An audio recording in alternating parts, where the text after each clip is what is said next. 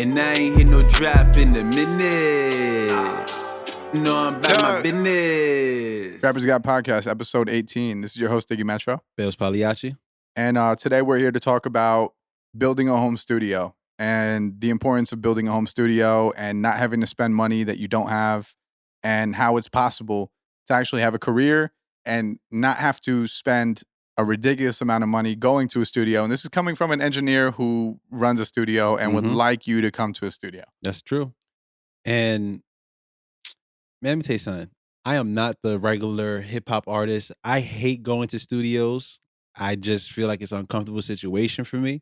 So do you hate all studios? Because like I always tell people, my studio that I've built, even the Passaic joint, was like, I tried to make it as homey as possible, where it looked like home base rather than looking like this. And also, I'm not gonna act like it didn't have anything to do with the funds involved. Like if I had the funds to get a fucking $1 million studio, I probably would have done that. But what I'm saying is, like, even if I had $1 million studio, I'd probably put like really comfy couches, and I'd probably put like a lot of like homey stuff just to make it as comfortable for the artist as possible. Because there's nothing worse than walking into a place that's like too perfect. Yeah. And it looks like I feel like it's like added pressure. And that's why I don't like studios. It's not that I like, the atmosphere is great. I do love like when I do come here, but it's something about when there's somebody in the room with me whenever I'm recording, it just makes me feel uncomfortable, which is a weird thing because I am an artist. But even like, you know, but sometimes when we have recorded things and we did a bunch of takes, you hear me just start like kind of spaz it out on myself because I'm upset that I messed up. So it's like, I like to keep that within myself. And then like even within, when I send you mixes, I have all those chops in there. I be trying to hide it because it's like, yo, I'll be going through a lot when it comes to the recording process. Yeah, but here's the flip side though. Like at some point, say you do make it, and not say you do, when you make it, right? Yeah, I'm about to be in a room with them. You're going to have to be in a room with people. And that's also another thing that like a studio environment will set you up for. Yeah. Because it's the same as performing. Like when you perform at a venue, if you do it enough, you start to get comfortable with it. But I do think there's a difference though, because I think I would be more comfortable if it's just me and the engineer in the room, or me and the engineer and producer, compared to me, the engineer, the producer possibly, and like 10 of my friends that are just there. I've never understood that, bro. Like that's like what I yo, don't rappers who bring all their friends to the studio, like what do you gain from that? They think it's a party. Is it a party, guys? Is that things going on? Like that's what it is? Yo, you're there to do business. You're there to get work done. And if you can't get as much work done as you needed to, like I respect the shit out of artists who come by themselves because I know that they're coming to get work done. Exactly. There's no distractions. That's a good word for it. Distractions. There's nothing to distract them because, yo, it's just obvious. When you bring your friends, there's going to be those lapses where you start talking and there's going to be distractions. Now, you could save that for when the engineer is actually doing his job.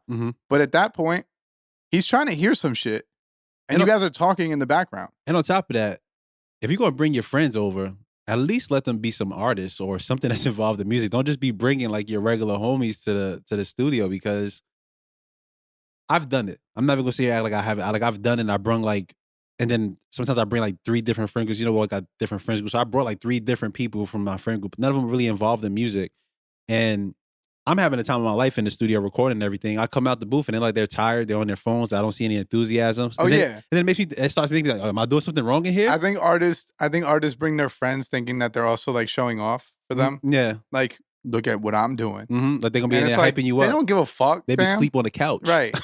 Playing fucking 2K. Yeah, exactly. Not trying to pay attention to your music at all. Like they're just there to support. You know what I mean? Like they're really there for like moral support. Yeah, even their moral support is not good. It's horrible. Yeah. Like they don't understand that like this is, bro, rappers are mad fragile. Like really. Like artists are mad fragile. Excuse me. And artists want to constantly be like reassured that what they're doing is good or what they're doing is correct. Yo, you like the way that sounds? And when you have like a bunch of friends that don't give a fuck and they're like, yeah, bro, it sounds cool. That doesn't do anything for you. You be sitting there second guessing this shit like, does it sound cool? Yeah, I just saying this shit because you just here with me in the studio. Right. And then it just messes up the whole creative process in my books. You know what I'm saying? I know a lot of people, and I think we talked about the previous episode, perception. I think a lot of people will see people in the studio when they be recording like music videos or whatever, and it's like a lot of people packed in the video. But you don't know if they just brought those people in there for that music video specifically. They probably did. Yeah, like bro. they're not just sitting there chilling And all I'm the not time. gonna act like that's the case for every rapper. Like, Yeah, 'cause there we are definitely see definitely it. rappers who pull up with 10 people, and you're like, dude, what are you doing? Yeah, and then some people just like they won't even say nothing depending on the stature of that artist. Like, oh, okay, I get whatever. I guess this is it. The most annoying shit about artists bringing like a bunch of their friends is usually like their friends are just asking the engineer questions unrelated to music the entire time. Yeah. Like, yo, where could I smoke? Yo, can I roll up in here? Yo, could I do this? Yo, could I do that? It's like, bro, shut the fuck up. Those got to be like the top two questions. Yo, where can I smoke? Where can I and can I smoke? roll up in here? Yes, those are like that's like the first initial question that people ask when they come Hey, through the yo. studio. Yo, can I roll up in here? Yo, can we smoke in here? And I'm like, nah, no smoking in here. There's a balcony over there. I'll show you to it. That just took away 10, 15 minutes from your session Yeah, that's facts. because That's you wanted to smoke outside with your friends. and this is why it's like we kind of wanted to talk about the home studio setup because it's like you can basically you can cut out that middleman. Yeah, you can definitely have your friends over to your house if you wanted to, but you're not about to pack like 10 people inside of a room more than likely. But once again, But even if you do, like having them at your house, that's a completely different scenario. Like there's not they're all not the at your place of questions. business. Right. All right. So let's go directly into home studio, what you need. Most important part of a home studio. And this is gonna probably strike people as crazy because it doesn't sound like fucking it's musically involved. Hold on, let me try, and then you tell me if I'm wrong. Go. Acoustics? No. Damn, I was just Most important part of building a home studio. A good computer. bypass that. A Literally. good Didn't think computer. about it because I have a good computer. That's the why I didn't main think about part. it. You need a good computer. You need like I recommend that you get a Mac. I don't like the prices of Macs, Oh, okay. but there we they go. do have older ones that you can get for affordable prices, and you could actually these older ones like there's a good website called macofalltrades.com. Bailz will put that right here or Yeah. whatever. Fucking whatever you guys be doing on YouTube. So you could go on there, you could get a computer that's customizable, and you could actually build it to be a pretty good computer. It's going to be like a 2011, 2012, 2013, whatever, but you could build it to be a good Mac, right? So that's the most important thing that you need for a home studio. You need a good computer. And to add on to that, don't go buy a laptop or a computer that has 4 gigabytes of RAM. Right. Don't go out. Honestly, I wouldn't even do 8 gigabytes Right. of RAM. Let's be even more clear than what I'm saying when I say buy a good computer. Buy a computer that it has at least 16 gigabytes 16. of RAM. Sweet 16. RAM, that's for CPU, Mhm. right? You want a good computer that like when you open up plugins or when you open up programs, it doesn't lag, it doesn't crap out. And in my experience, Windows computers just have more issues when it comes to the recording or like creative arts. I know you could build them up to be beasts for a lot cheaper. I know that you could do a lot with them, but like I just feel like Macs are very clear cut in comparison to a Windows computer. So this is completely unrelated, but I just want to throw that out there. Dig hates iPhones. I do. But he loves Macs, which is kind of weird, but he doesn't like. I don't hate iPhones for the sake of their interface. I think Apple is by far ahead of the game when it comes to just making things look good and simple and seamless, and I like all that. I just hate that iPhones. First off, I'm just an underdog ass dude. Want to build it from the like yo, I'm ground a up. Mets fan. Was never a Yankee fan. Like I've always been an underdog type dude. When I was a fan of the Boston Celtics coming up, they were not a good team. Oh, then you got some good glory years though. At a certain point, They won one championship with really? Yeah, with KG and Paul Pierce and them. I thought it was. Oh, that They probably was won the stuff one. in the past. Yeah, okay. they won one. Like, bro, I'm saying in my childhood and me coming up, like Larry Bird's before me, Oh, okay, I get right? what you But what mean. I'm saying is like, I'm just an underdog ass dude. I don't like rooting for the person who's constantly winning. Gonna be So on the top. when it comes to iPhones, I just feel like there's this weird arrogance with like iPhone users, and it's funny because iPhone. I looked it up the other day because my girl was like making like some weird statement about how iPhones are better, and I looked it up. The iPhone is the number 4 most bought phone in the world. Yeah, but the perception is That it's the number best. 1. Yeah, And that's what I'm saying. So, like, when it comes to user interface and everything, like the same thing that's good about an iPhone translates over to the computers. Yeah, and And the same thing that's bad also translates over too. Like yo, they upcharge you on everything. Like if you're trying to get RAM and you go to the Apple store, they're gonna charge you 4 times what you could get on like crucialscan.com or something. And I would definitely agree that for the most part, even if you like, if you go on YouTube and you search up like music producers or engineers, they're usually editing on a Mac or they're usually on the iMac. So I do definitely agree with that. I even thought about actually switching over as well. You also just have access to more programs if you have a Mac. Like you can use Pro Tools, you can use Logic, you can use GarageBand, and it comes with GarageBand, so you already have a recording program all for it. Yep. But once again, going back to like the basis, make sure it's like 16 gigabytes of RAM at least, because that's for the creative person that's like starting out or like mid-level.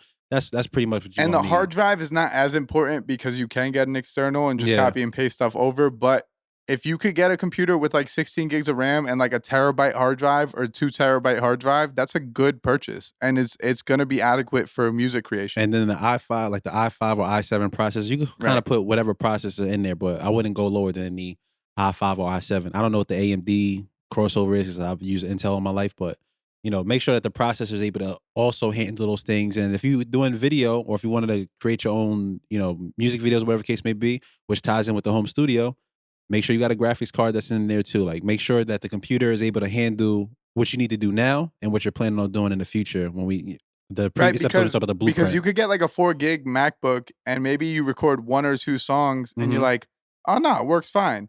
Then you record a third and a fourth and a fifth, and now you start to see it slow down. And the plugins, when you go to open them, the Pro Tools crashes. Yep. And that's why it's good to just future-proof. Right. You're building this computer to be 5 years in advance, right? So that's the first step. You want a good computer, right? Second step would be your software. Yeah, because I was using Cubase and there's nothing wrong with Cubase. Dig made me switch over to Pro Tools. I think Pro Tools is just, well, first off, if you plan on sending sessions out to people, Pro Tools is the best way to go. You can send a PTX file, a Pro Tools session, and it's the easiest, most seamless thing. You don't have to bounce out all the stems, and you don't have to make sure that they're in mono and send everything. You just literally save the file. You make a copy. You save it as a zip file, and then you send it to the engineer rather, and they just pull it up.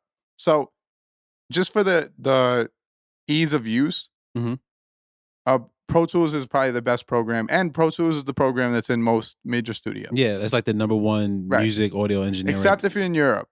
In Europe, they use Logic. Logic Pro? Whatever that's from the Apple, right? That's Apple. Oh, okay, yeah.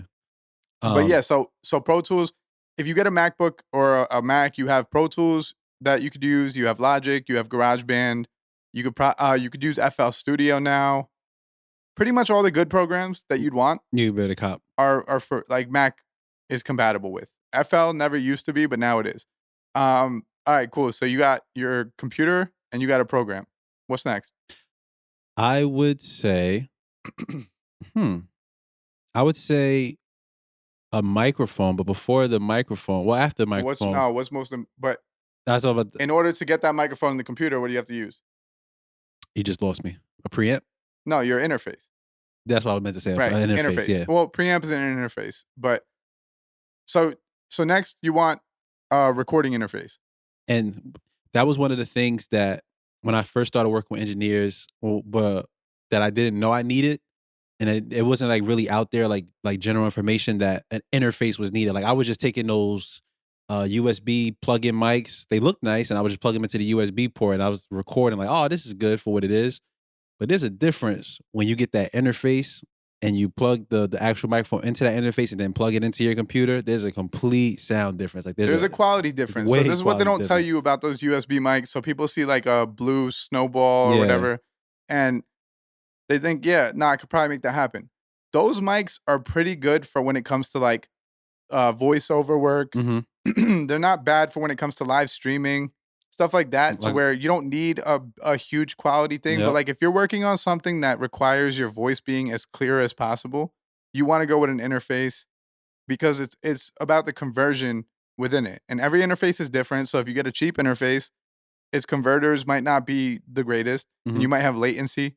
Latency is a word that you're going to hear a lot in recording. And essentially all it means is that it's the time that it takes for the vocal to get into the system, into your program, and back out to your ears. Mm-hmm.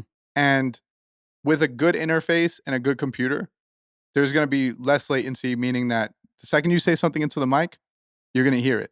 Even right now, we're recording through an interface. Right. And it has good converters, and you could hear it as we're talking, it's coming directly into our no lag, ears, no delay, and there's no lag like whatsoever.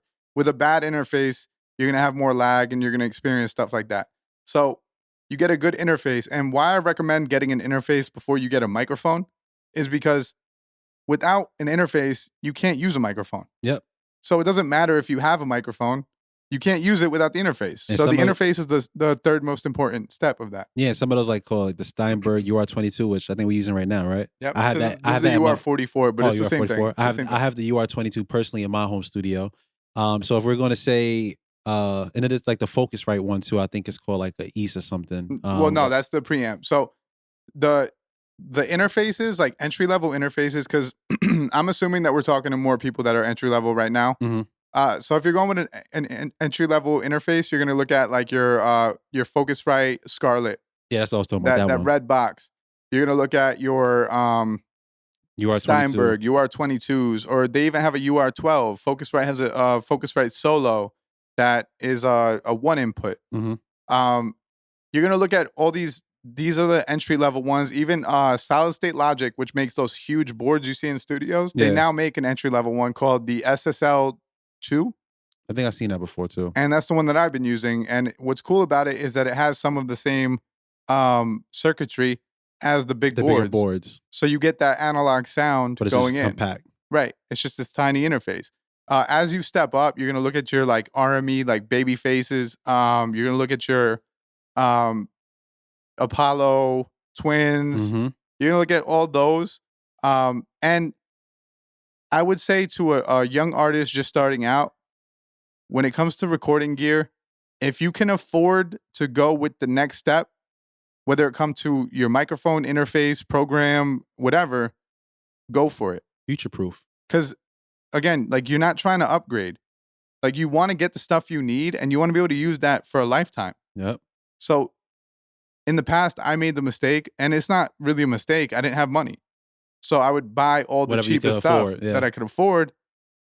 Then as time goes on, you find yourself constantly upgrading. But that's part of the process, I would feel like too. Because even for me, when I was building my home studios, like I started off with, you don't always have to just have like a big lump sum of money, just grab everything. Take your time, buy each one of these pieces individually.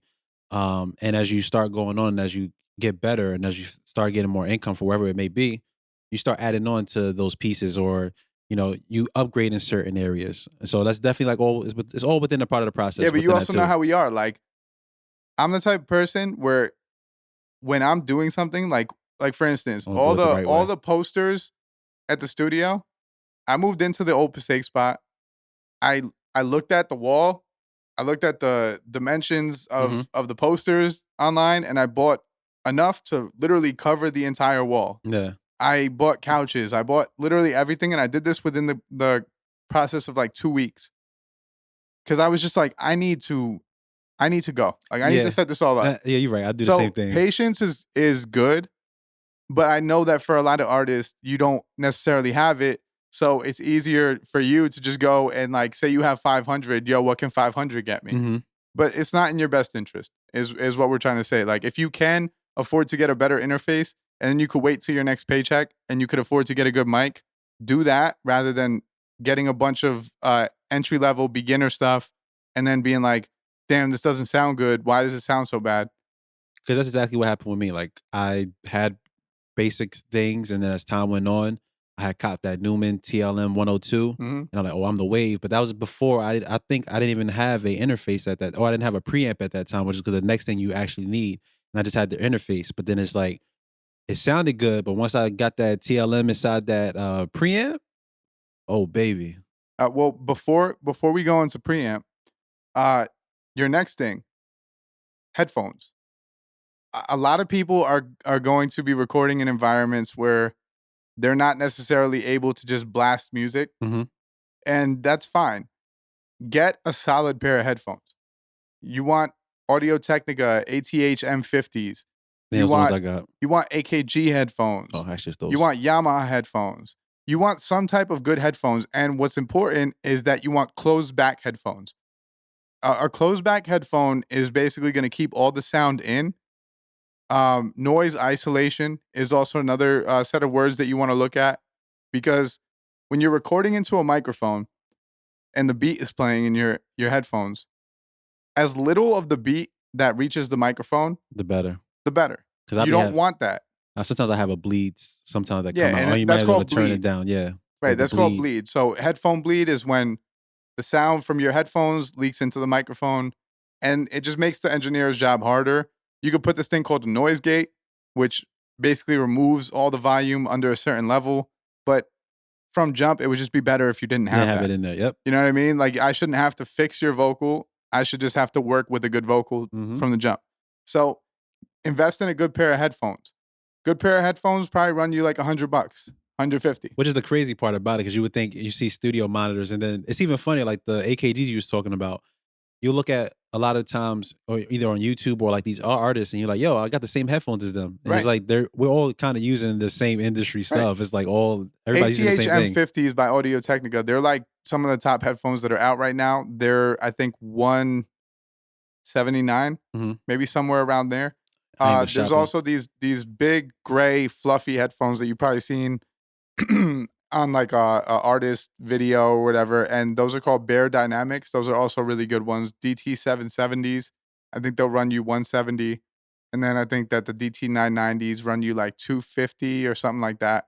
But invest in good headphones, because again, like these are the pieces that you're gonna utilize and you're gonna keep. And also, what's good about audio equipment is that it doesn't really depreciate. So like, Bailz got a preamp that I think was $250.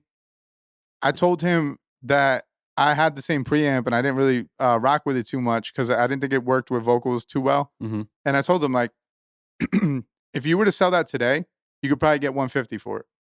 And I sold that bitch. Like, quick. If you were to sell it right now, you could probably get $150, like as soon as possible. If you wanted to stretch it to $200, you probably can. But like, I think the thing started off at $250. Yeah, and I was just trying to get it out as quick as I wanted can. it out as quick as possible. I'm like, list it for $150. That's just gonna go, and it went right away. And then what I do with that $150? I invested it into some new equipment. Right into a newer preamp. Yep. But before preamp, we got your computer. We have your program. We have your interface. We have, now I want to talk about microphones. Oh, we have headphones. Yeah, headphones. That's all your starter. So now you have a home studio. Now it's about the gear that you're going to actually be recording onto. Yep. Right? Because you have everything now. All right. So let's talk about. You want to skip past the speakers? Or should that be like kind of last at the studio monitors? Speakers aren't as necessary. I got you. You want them. You want them. It's for the best if you have them. But you could manage a career of recording without speakers. And that was another thing I was going to say. Like, when you do get these headphones, make sure that they don't have like any extra frequencies or boosts. Like, you want to have things be as flat as you can when it comes to the headphones. Yo, do not purchase Beats by Dre. Yeah, don't do that. It's gonna Even if they say Beats Studio, they're not studio. They're not meant for mixing. Name. Yeah, it's literally the name of them. You want to make sure everything is flat, no extra added frequencies, no color, no vibration. I don't know what the hell. Right. No, you want flat headphones. That's literally what you want. You want flat frequencies. So like, if you put your headphones on and the bass is like booming in your ears, I know it sounds cool. Wrong but headphones. Like, that's not the wave. That's not what you want to be recording on. So stay away from Beats. Stay away from like consumer headphones. Yeah. You're not getting Bose headphones to record music. If a brand has acoustics in it or dynamics in it, look into them. You know what I mean? Audio, like, it's gonna benefit you. Yeah, look into these brands that have names that just specify that they're gonna be more studio friendly, right? So, all right, you got your good headphones. Now, when we're looking at microphones, a microphone to me, because everyone says that, there's these videos on YouTube. I recorded this on a $50 microphone. Those people are trained engineers that know what they're doing. They know how to make it sound good.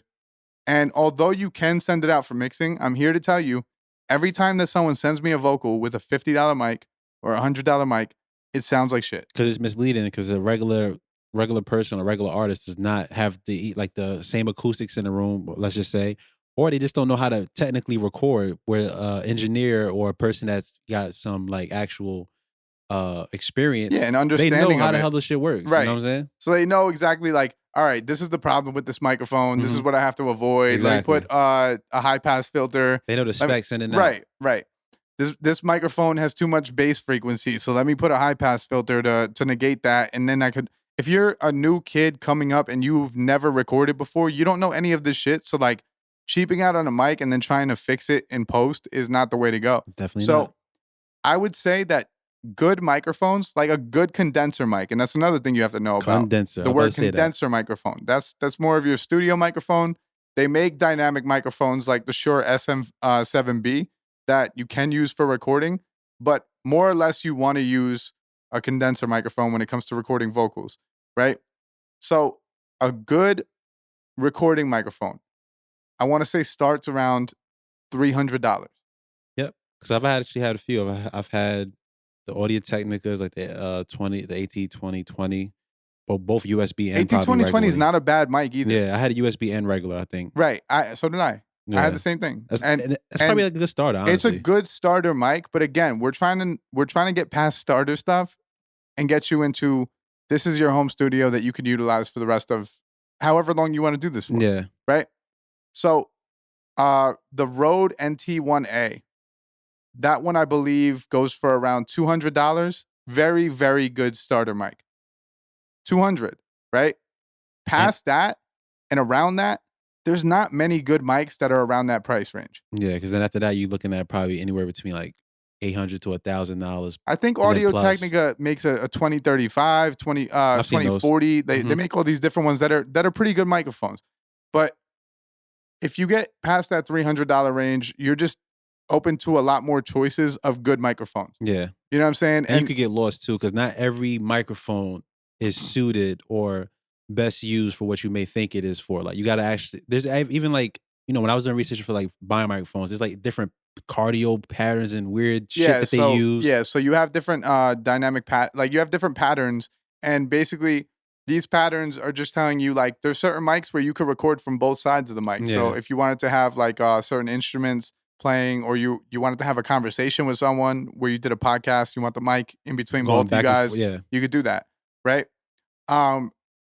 I mean, I wouldn't recommend that because then you can't really separate the vocals and mix them properly. But good microphones start around $300, and anywhere up from there, you're getting a good mic. And now there are also mics that, again, he said that not every mic is best suited for you. There's also going to be mics in that price range, those that don't really work with your voice. Yeah. So you could get a mic that's $800, and just because you spent $800 doesn't mean that your voice works well with it. It's going to sound well with that mic. You know what I'm saying? Some mics are very what they call bright, which means that the higher frequencies stand out in there. So all your S's, all your basically your vocal itself, but they're too bright for certain people's vocals. So if you have like a very nasally voice, or you have a very sharp voice, it's gonna sound horrible. Or if you have a thin voice, what thin means is that there's not a lot of bass in your voice. So if you have a thin voice and you get a bright mic, it's just gonna be all bad. Yeah. Now if you have a thin voice and you get a mic that has more of a bass response, it's better suited. It's gonna suit you a little bit better because it's gonna add some body to your vocal. If you have a bassy voice, like say Bailz, yes sir, and you go and you get a microphone that has boosted low end, it's gonna sound it's gonna sound crazy, and you don't want that, right? So it's all about picking the microphone that works best with your vocal type. A lot of places allow you to return. I don't recommend just buying just for the sake of returning, but like, don't feel bad if you have to purchase a microphone, take it home, test it out, listen to how it sounds, and then go back and swap it for a different microphone. COVID probably fucked that exchange process up though. Cause maybe. Oh, don't be spitting on my mic, then bringing it back. Yeah, that's a fact. Oh wow, Guitar Center raking right now. Guitar Center like, yep, no return policy. You Sorry, just buddy. That? Nah, man. Yep, commission check. All right, cool. So we got your microphone. We have your interface. We have your headphones. We have your computer. We have your program. What's next? This is a sneaky one that is very necessary and very useful, but you're gonna go right past it. Cables. Cables. Nah, I knew it. I was ready for that Cables. one. All right, so there are specific cables out there. Say the brand Mogami, right? Mogami. Where you look at this cable and you go, "Oh, 3-foot mic cable, cool. $60." For what? I got this one over here for like $10. I'm gonna go Right. buy that one. All right, so inside the cable is wiring, and inside Mogami cables there's gold-plated wiring. Mm-hmm. It's a better conductor, and it allows for less noise to transfer through. When you plug in a microphone, by default, you're gonna hear like a little hiss in the background. Mm-hmm. Now, if you get Mogami cables, that hiss is drastically decreased. So another thing that's good about Mogami cables is that when you purchase a Mogami cable, it's a one-time purchase. All these other cables, you're going to have to buy over and over when they crap out, when they stop working, when one side becomes loose, and now purchase. You're hearing like a lot of static in your vocal. Mm-hmm. You're going to have to purchase a different cable.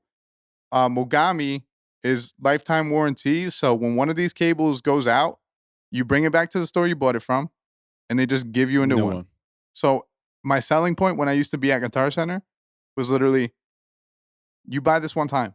Yeah, that's all I understand it's hear. expensive. Trust me, I know it's expensive, but you buy this one time. Those other cables, yeah, they're half the price or they're a third of the price, but that's because you're going to buy them 3 times. And I still got my Mogamis. Right. Mogamis are going to stick around forever. Like, they're always going to be good cables. Mm-hmm. And I think that Mogami, because they know that people aren't going to really need a new one, that lifetime warranty shit to them is like, who gives a fuck? Yeah, We're not losing facts. money. Like, they're never going to need one. Somebody was going to come by. It's a great cable. So you want a good cable going from your mic into your interface. Mm-hmm. You also want a good cable that's going to connect your headphones. Like, say you need an extension from your headphones to the interface. Yeah. You want a good cable for that. The better the cabling, and it's going to also be important when we get into the next step, which is going to be your studio monitors. Mm-hmm. But like, you want the best cabling that you could get is those Mogamis.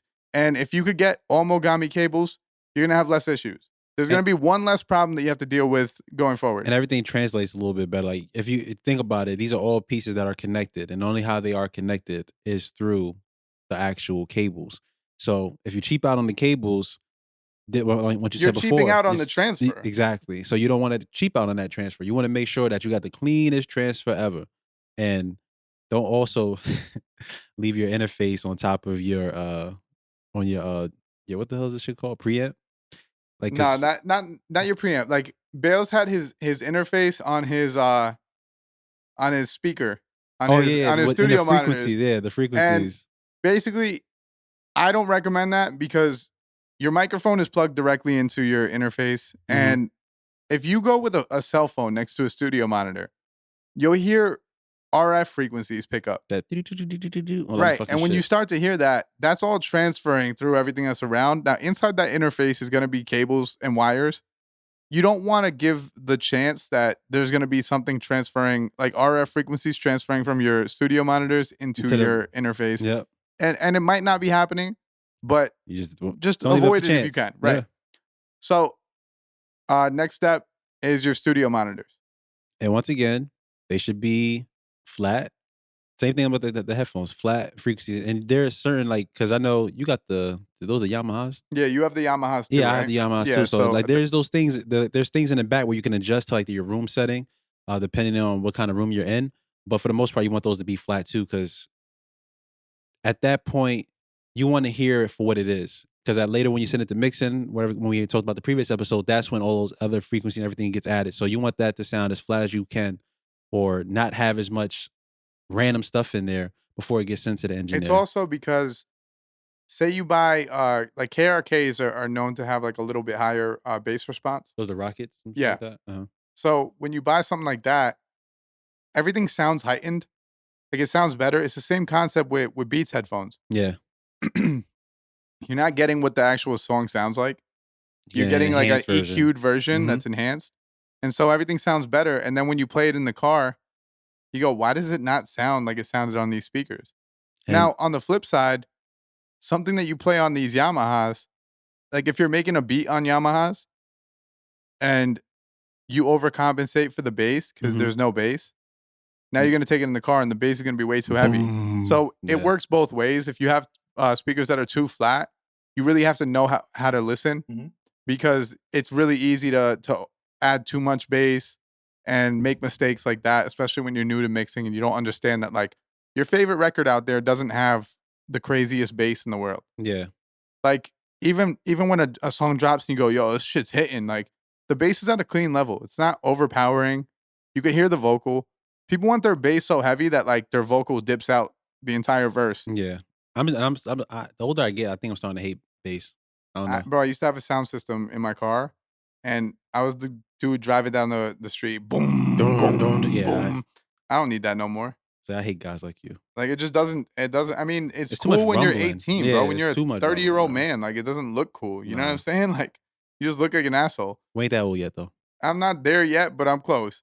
Yeah, we close. So, all right. So, good studio monitors. You got your entry levels. That's like your Yamahas. You have Mackies. You have KRKs. You have JBLs. Trying to think if there's you have your PreSonus.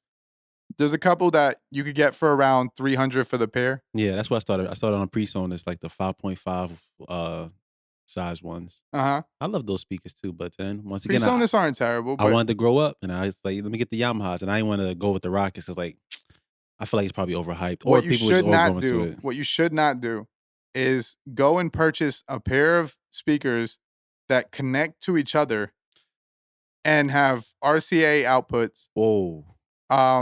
just because they're $100. When I first got my first pair of studio monitors, I got a Lesis 3-inch monitors that were this big and they connected to each other and you had to run an aux cable out of them into your computer.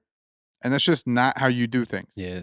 So rather than looking at those, just understand that those speakers are intended for consumers to have like a little setup next to their vinyl player.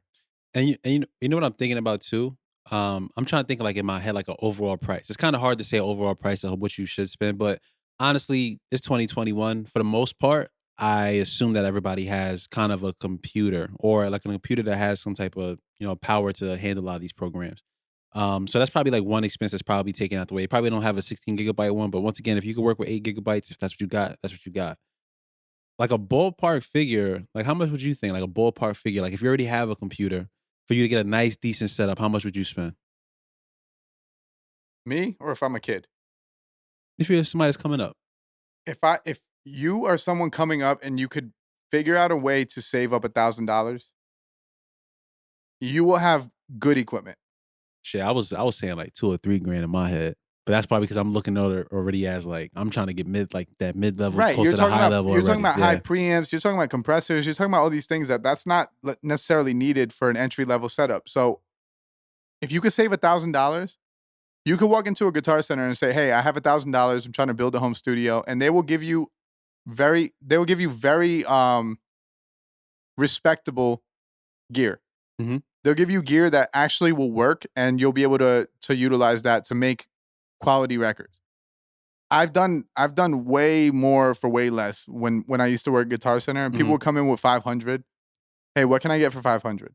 Bro, I've had celebrities come in. I'm not gonna even say who, but I had this radio DJ come in, and he's a really well known radio DJ, and he said, "Yeah, I want to start like doing these DJ mixes, and I want to start speaking over the DJ mixes and like recording vocals over them, like him screaming and you know what I'm saying, all that hype shit." He's like, "What's a good interface?" And immediately I'm thinking, all right, this is a radio DJ. He wants some high end shit. So I'm like, all right, yo, the Apollo is the UAD Apollo is like $700, $800. All right, that's a pretty good one. He's like, oh nah, I don't want to spend that. No, drop that price down. I'm like, all right. He's like, what's like the cheaper ones? I'm like, Scarlett, like 145 you could spend, like 150. He's like, yeah, I'll take that.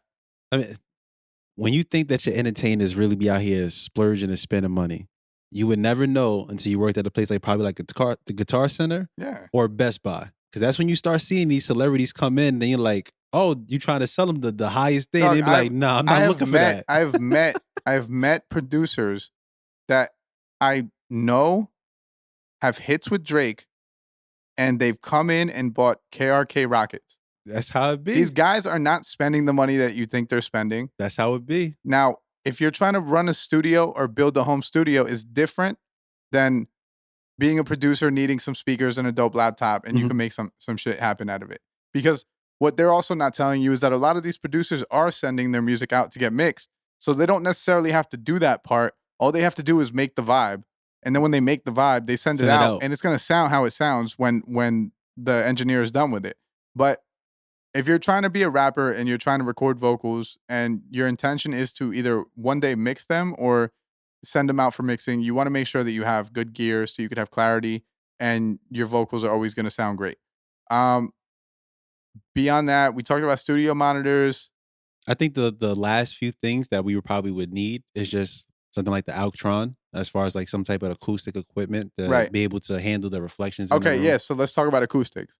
So a lot of artists make this mistake where they take their microphone and they put it in the corner of a room and they put it up against a wall, like a drywall, and they're screaming into a drywall pocket in the corner of a room, and all that sound is just echoing off the wall directly back into the microphone. Yeah. And it's just bleeding and it sounds awful.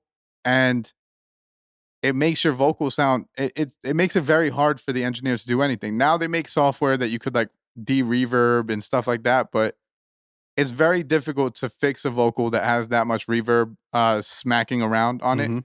So they make these reflection filters that people have seen. It's like a metal shield and it goes around your mic stand. That helps. You want a mic stand. We didn't talk about mic stands. Yeah, you want a good mic stand. I was hoping that people would kind of get that. Yeah, you want a heavy mic stand, something that's stable and doesn't like wobble and stuff like that. You want a good shock mount. Most shock mounts come with microphones, so you don't have to necessarily buy that separately. But if you're getting like a Neumann mic, like you're looking at paying for a shock mount. Yeah. You're not. That was annoying. That's not something that comes with a shock mount. More high end stuff comes with less. It's like Apple. Yeah, it's weird how they do that shit. Yeah. But reflection filter. So they have these reflection filters that basically it works as padding right around the microphone, because that's the most important thing is like what's right around the microphone. Outside of reflection filters, you've probably seen things like the Chaotica eyeball. They make cheaper versions, and basically it's this foam ball that surrounds your microphone, and it works like a booth. Sort of like this, but way bigger. Right. And it's way just denser. a bigger version of this. It's like a big windscreen. And Chaotica makes one that's like $200. Altron makes one that is $35. Yeah, 35, 40, but you're going to have to wait for China to send that. Exactly. It's going to take 6 months to get it, but when you get it. When you get it, it's going to be life. Making More good life. recordings. Acoustic treatment on the walls. You want to make sure that your side walls have padding, at least in the center. If you could do 4 by 8 feet, so 8 feet long, 4 feet tall. If you could do that on the centers, because that's a big reflection point. You want bass traps in the corners, if you can possibly do that. Like there's these big foam corner pieces, and you want to put that in the corners of your rooms. So all those bass frequencies don't go into the corners and rumble and shake throughout the whole space. But this is all obviously advanced. And I'll tell you guys right now, like I don't have any of that stuff in my apartment. But when I do send my mixes to Dig, I do have the Alcatron, which is kind of like that dense ball we talked about, and then I have a reflection filter behind it, and that's kind of only acoustic treatment that I do have in my house. And at first, it was kind of complicated trying to figure out how can we do this, but then we kind of narrowed it down where it's like it's less reflections all over the place. And sometimes I still struggle with it because I'm not no engineer. I'm not like the best sound guy, but for the most part, it has helped and it has benefited the sound, which kind of ties into the episode we talked about previously. And also, what Bailz was making that mistake of putting his microphone against the wall. And if you don't have treatment in a room, it's best to put your microphone in the center of your room and allow that room reverb to take a while to get back to your microphone, rather than putting your microphone up against the wall and now the room reverb is instantly hitting your microphone. Yeah. So the further you are away from walls, the better. And if you have a space where you can't afford acoustic treatment and you can't get padding and all these things, then put your mic in the middle of the room, get an Alcatron or a Chaotica, and just work like that. Also, you've probably seen people that pad out a closet. Mm-hmm. That's not a bad idea. Those are the best places. You just got to make sure that you don't overdo it, because if you're in a small space and you pad it too much and you don't leave any room to breathe, that's dead. Now it's super dead and your vocal becomes boxy and it doesn't sound good. So that could lead to mistakes. Then we missed out on any other equipment. Further than that, I mean, you have things like a microphone preamp that are definitely going to boost the sound quality, but starting out, for a now starter, thinking about it, yeah, you right, don't for need a it because I didn't starter, have that shit for a exactly. while. For a starter, I'm not going to recommend that they get that. A good preamp probably run you anywhere from like $500 to $20,000. Yeah, that's a bigger ball. That's where that $2,000, $3,000 number had came from. So I understand now what you mean by 1,000. And most importantly, because it's something I always hear on YouTube too, when it comes to making like YouTube videos, don't get into that point where it's like I can't create until I get the best of the best. Work with what you got. Get that music out there. Make sure you're trying to record what you can record with. And as you go along, once again, build the process up, whatever the case may be. If you got the money, spend it. If you don't just sit there and wait and hold off on making any music or just holding off on all these things, because it's probably more beneficial for you to stay at home in your home studio, do as many takes as you want, not pay for it, messing up as many times as you may mess up, and finding your own sound and finding your own craft within how you want to record your music or how you like to record that music, and then send it off to an engineer remotely. You have it's so much more beneficial for you in my eyes to do things in the home environment than just send it out. And also, a quick anecdote. I'm moving into the Passaic studio, and I'm starting up my studio business for the first time. And my thought process is I need a professional booth. And so I reach out to my mentor and I ask him if I should spend $7,000 on this booth. I was going to finance it and hopefully the studio pays it off. You know what I mean? And he tells me most professionals aren't doing that. He said majority of professionals right now are using the Chaotic Eyeball or they're using the Actron and they're recording in whatever space they can. There's rappers that are recording in a tour bus. There's rappers recording vocals in a hotel room. There's rappers who are recording vocals in their living room. There's rappers recording with vocals over blankets over their head. Travis Scott, 'cause I remember you showed this shit to me. I was like, and I was going to bring that up. Travis Scott has that documentary, and you're going to see in a part of that documentary that he is in his living room with a blanket over his head, and he's recording into the microphone because that blanket works as sound absorption. And he's making sure that he doesn't necessarily, like, what we're trying to say simply is that you can make the best of any scenario that you're put in. Mm-hmm. You can get music accomplished. If you have decent equipment, it helps that process. Yep. If you have a good microphone, if you have a good software, if you have a good computer, it just makes your process easier because you're starting off, you don't know how to make these things happen. And it's easier for an engineer to make your song sound good if it's done correctly in the first place. And that's kind of like why we wanted to have these two episodes kind of tie in together and be close to each other, because it's like once you get the whole portion of the home studio down, now we understand why the mix is so important, why you should probably ship the mixing out unless you want to mix it yourself. But once again, dish it out. Don't you're already spending the money. Right. Don't be too hard on yourself. Give yourself some space. I hope that episode was thorough enough. Again, like, we're going to put the whole episode up. If there's any questions, feel free to ask. We both have our own setups. We both constantly record, and we're pretty fucking knowledgeable about this stuff. And I know we went over the time that we normally do, but I think that, like, once again, going back to the base level, this is kind of important. You don't want to have to spend X amount of dollars going to a studio session where you may fuck up or you may feel like you're being rushed when you can be in the convenience of your own home or wherever you're staying at and take your time. Oh, and enjoy the practice. Another good point from what you just said is that it might seem like all this stuff upfront cost is going to be more expensive than going to a studio. And it's not. But it's not. You're going to actually save yourself money in the long run. So it'll benefit you more to go and invest in yourself and buy this gear. And then you won't need to go to a studio. It's actually cheaper to send somebody a record to mix than it is to go and spend hour after hour in the studio trying to get it done.